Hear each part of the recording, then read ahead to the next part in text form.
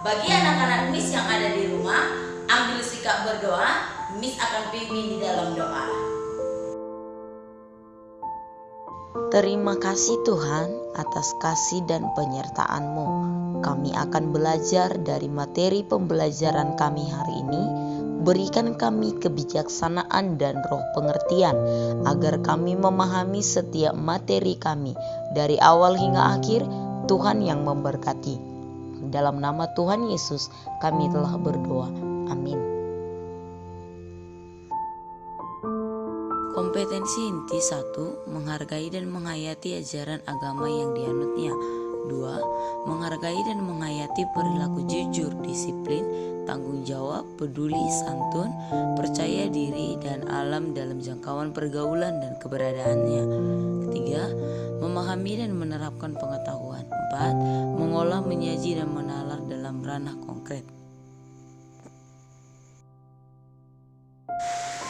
Kompetensi dasar: menghayati peran Roh Kudus dalam proses hidup beriman. Kedua, mempraktikkan sikap hidup beriman yang dipimpin Roh Kudus.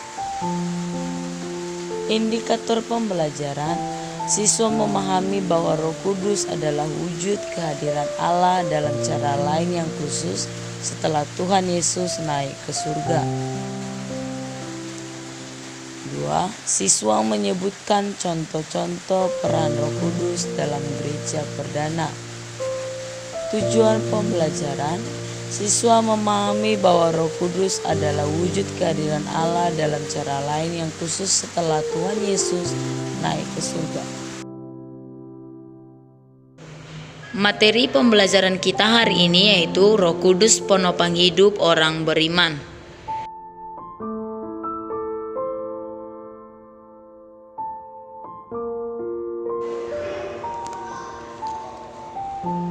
Dalam Kisah Rasul 1 ayat 8 berkata, "Tetapi kamu akan menerima kuasa kalau Roh Kudus turun ke atas kamu, dan kamu akan menjadi saksiku di Yerusalem dan di seluruh Yudea dan Samaria dan sampai ke ujung bumi."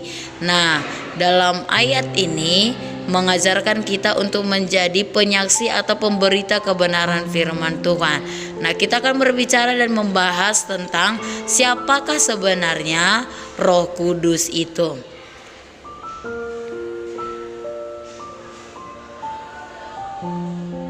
Nah, Roh Kudus ya secara pribadi, satu adalah Roh Kudus adalah pribadi, artinya bukan sekedar sumber kuasa.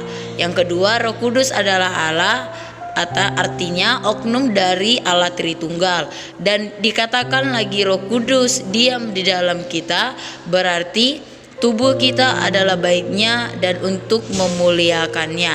Nah, secara pribadi itu berarti bersumber dari diri kita. Tapi kalau dikatakan Roh Kudus adalah Allah, kita harus lihat dari ketritunggalan Allah. Roh Kudus diam di dalam kita karena kita adalah bait sucinya Allah. Nah, kita akan lanjut kembali materi kita. Roh Kudus dalam bahasa Yunani disebut Parakletos, yang artinya dipanggil untuk menolong dan menasehati. Kita akan lihat karya Roh Kudus dalam kehidupan manusia. Apa-apa saja karya Roh Kudus di dalam kehidupan manusia, kita akan kaji satu persatu. Yang pertama itu melahirbarukan. Melahirbarukan berarti berdasarkan dengan terang roh, ya, yaitu tentang Yesus hadir di tengah dunia. Setelah lahir baru, maka akan tumbuh, yaitu adanya buah-buah roh. Buah-buah roh, bahkan setelah ada buah roh, maka memampukan kita melalui karunia Roh Kudus, dan terakhir mengarahkan kita, yaitu dipimpin oleh roh. Karya Roh Kudus yang melahirbarukan artinya menginisiapkan, mempertobatkan, dan juga melahirkan kembali.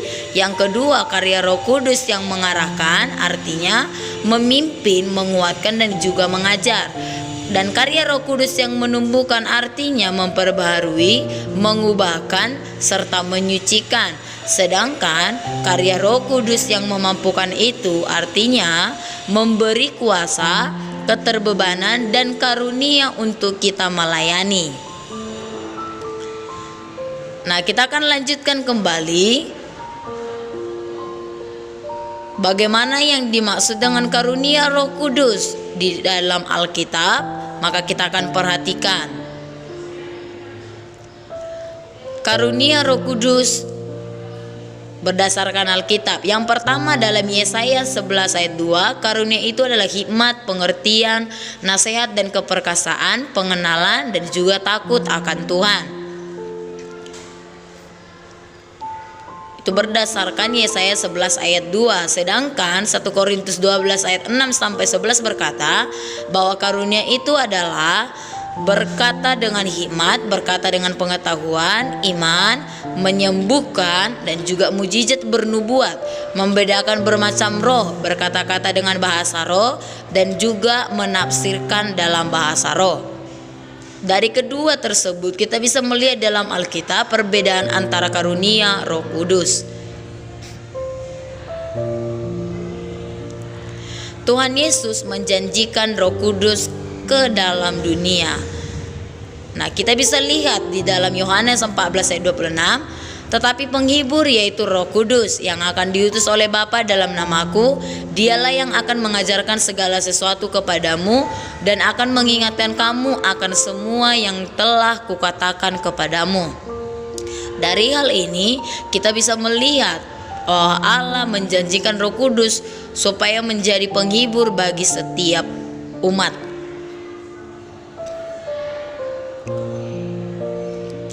Peran Roh Kudus di dalam gereja atau umatnya bisa kita lihat. Yang pertama, mengajar hidup orang beriman.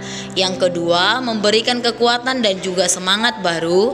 Yang ketiga, mengingatkan semua yang telah diajarkan oleh Tuhan Yesus. Yang keempat, memanggil ke dalam hidup yang baru bersama Yesus. Dan yang terakhir, memperbaharui akal budi sehingga serupa dengan Kristus. Itu adalah peran Roh Kudus di dalam gereja, bahkan juga peran Roh Kudus kepada umatnya. Roh Kudus sebagai penopang hidup orang beriman. Anak-anak Miss yang ada di rumah, sampai di sini materi pembelajaran kita hari ini dan kita akan akhiri di dalam doa. Kita berdoa. Terima kasih Tuhan buat materi pembelajaran yang telah kami terima hari ini. Biarlah kami mengerti dan memahami setiap pembelajaran kami. Ajari kami untuk lebih mengerti lagi.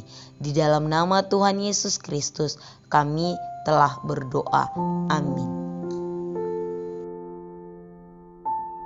Oke,